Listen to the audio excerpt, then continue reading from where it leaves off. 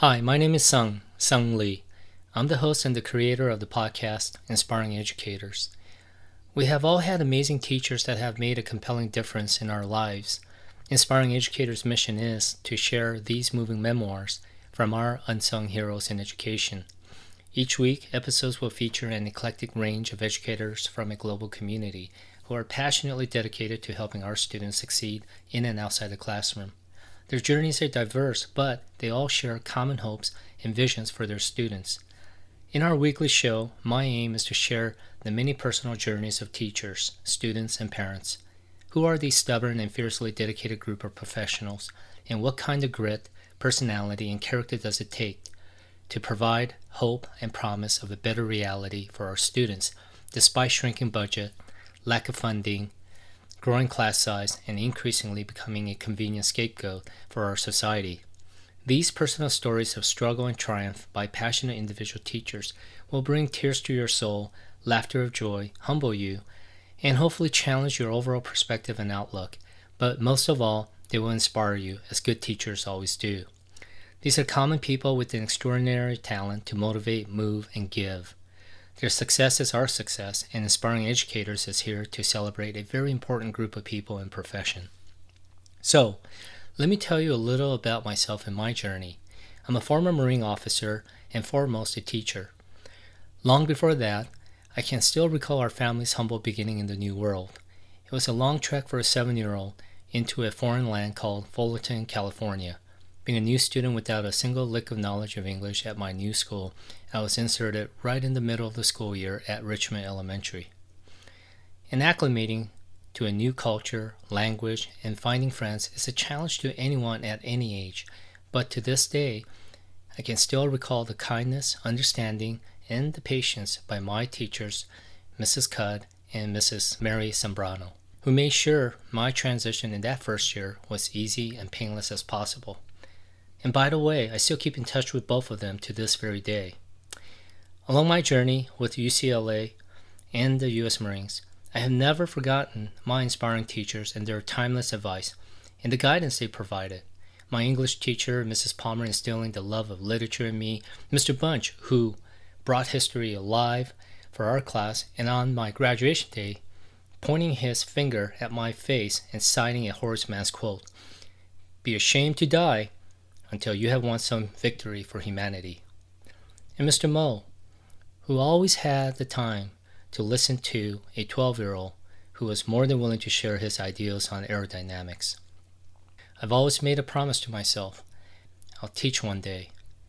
So, shortly after my service with the Marines, I returned home and eventually became a teacher in the same district and eventually the same high school that has given me so much. Serving with the dedicated and highly motivated men and women in the Marines only emboldened my resolve to continue serving the public in a different capacity, and perhaps more important. What is teaching? Teaching is dynamic, frustrating, fun, exhausting with capital E, and most of all, extremely gratifying, and that's with a capital G. We have to be a jack of all trades and master of one. Teaching is the toughest job you'll ever love, and being responsible for someone else's children is a tremendous responsibility that we try to never forget. On a given day, I was interacting with some 200 students. That's 200 of someone else's teenagers, but they were my students. Imagine memorizing 200 names as soon as possible. Do you know how disappointed a student gets if you forget his or her name or mix it up with someone else's name? Boy, if looks can maim. As a teacher, we have the best and the worst schedule. The schedule is rigid. Try holding a bladder and timing it for the precious 5 minutes in between classes. Lunch is fast food. No, I'm not talking about McDonald's or Taco Bell. I'm talking about eating on the fly and providing tutoring for students during lunch or holding a club meeting. It's the fastest 30 minutes of your life. And oh, don't forget, you still have to make that bathroom run somewhere in between. We're lucky, right? Because our day ends at 3. Oh, really? After school tutoring, coaching, or club meeting, try it all at once. That's multitasking. At the end of the day, pure exhaustion. Most teachers run on caffeine in the morning and on adrenaline in the afternoon. The long day, of course, continues at the office, away from the office, grading, a never-ending stack of assignments and researching and planning for the next day. It's a long night. I've actually met very few of that rare breed of educators that have caught up with all of their grading. I think they're lying. By the way, how do you spot a teacher outside of school? Easy. They're using a red pen.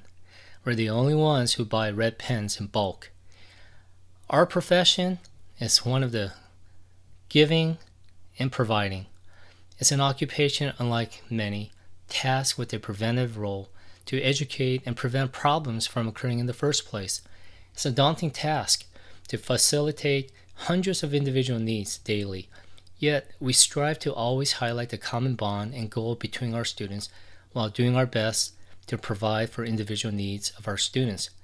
There are so many personal moments of joy unique to being a teacher, and I want to share and raise the overall situational awareness of the good and the amazing things that are happening in our schools.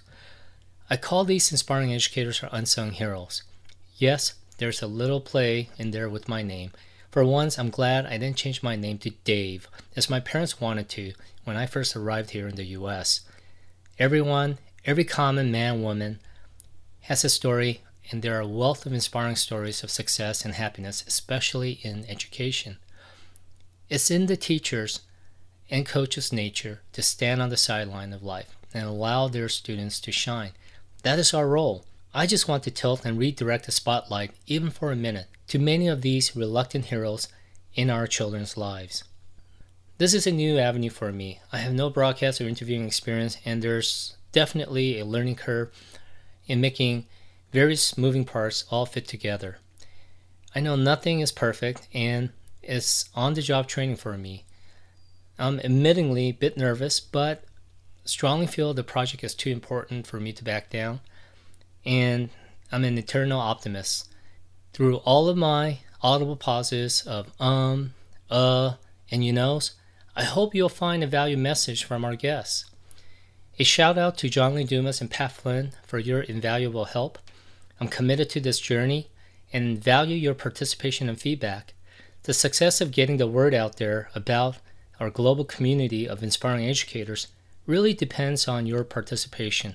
You can help by signing up on our mailing list at inspiringeducators.net, subscribing via iTunes under Podcasts at iTunes Store, and provide comments and hopefully a 5-star ratings.